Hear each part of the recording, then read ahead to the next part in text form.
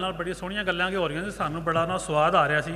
असी भी मैं कालम उर्दू च लिखना लवाए वक्त दे विच, वैसे पंजाबी भी लिखना, तो लेकिन पहचान पंजाबी दे वल नाल मिलती है, धरती नाल चलण नाल मिलती है। साडे एक दोस्त कह रहे थे कि माँ बोली मिटती जा रही है। माँ बोली नहीं मिटती है भी। एक तो वो जबान है जी साड़ियाँ बीबियाँ बोलदियाँ घर च बोलदियाँ ने, एक मिट्टी की जबान है। जबान मिट्टी चों निकलती है, ये नहीं मिटती है भी। पंजाब की जबान है, पंजाबी जबान है।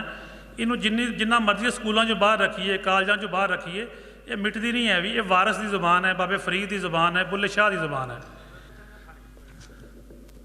असी बंदे सारे रब दे हां, असी बंदे सारे रब दे हां, असी चाहण वाले सब दे हां। मिल के चाह चढ़ जाता है तां मिलन बहाने लभदे हां।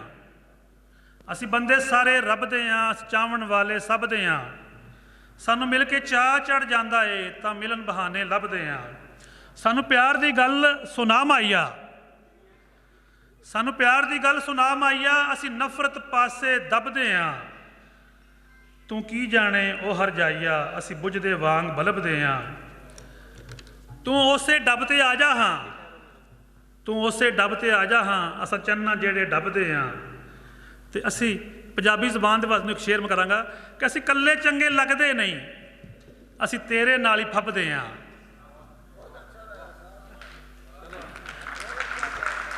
असी कल्ले चंगे लगदे नहीं, असी तेरे नाल ही फबदे हां।